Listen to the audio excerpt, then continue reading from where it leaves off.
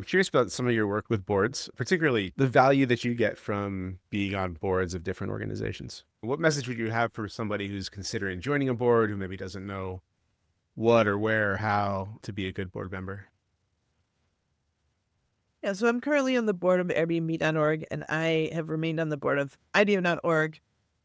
I think it's great as a CEO to be on other organizations' boards. It really helps me learn how other CEOs are thinking about things and really grappling with challenges. It helps me see what sort of healthy and sometimes unhealthy board practices are in other organizations that I can make sure that I either avoid or bring back to my organization. In particular, the sort of connection with IDEO.org is there's been so much great partnership between IDEO.org and Alight for now the last 15 years.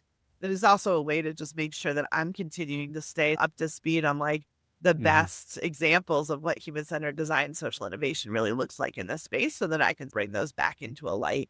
With Airbnb.org, they're providing temporary housing to people that have experienced displacement in their first 30 days. So whether that's people that have experienced displacement due to the LA wildfires or the time we had a big partnership with Airbnb.org to provide temporary housing for Ukrainians who are fleeing Ukraine. And so we actually set up a model where we trained Ukrainians to serve as guides and work at border crossing points and reception centers and train stations in Poland as Ukrainians were coming across the border.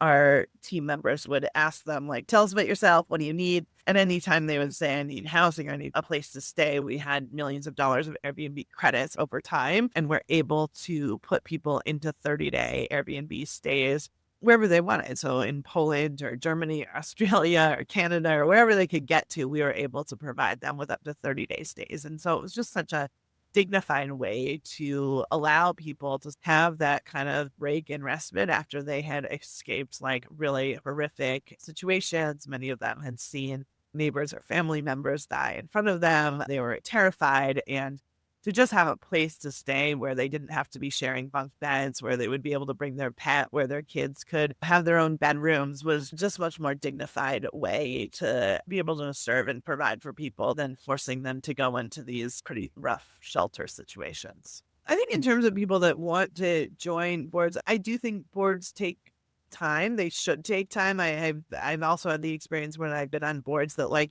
the board never meets, like it's really not very effective. And I'm not really interested in that. I'm sort of like, wait a minute, I think we have a fiduciary responsibility here. And like this Sure. doesn't feel like I'm living up to that. So I get off boards that are not strategic or active boards, but then that also means that like I don't have space to like take on many different boards because I do take it seriously and I want to put the time into it and I don't want it to be in name only. So I think just being like realistic with what your time commitment can be. And also as someone running an organization, I think there's always a question of when and how can I fundraise for another organization when I also have this commitment to the Mhm. organization that's employing me to fundraise for that. And I think I've been able to figure out like when it feels like it might be in conflict and when it feels like it might be complementary. Generally, I'm sort of a like bigger pie person, which is like people generally are giving to multiple organizations. And so if I can introduce them to other Yeah. organizations, that's ultimately beneficial to everyone.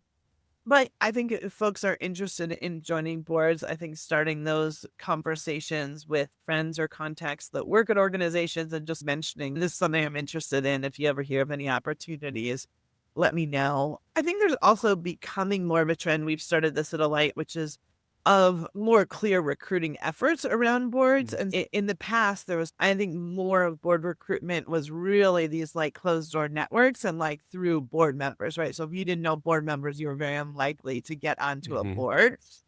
I now what we've started doing is posting on LinkedIn, for instance, to say in the same way that we would with a job, to say, hey, we're recruiting for 2 to 4 board members. Here's what we're looking for. Please reach out if you're interested and share this with us. And I think some organizations are having an even clearer board recruiting process, which is like their HR talent or recruitment teams are like posting them as board positions as they would jobs and then running people through a real talent recruiting process.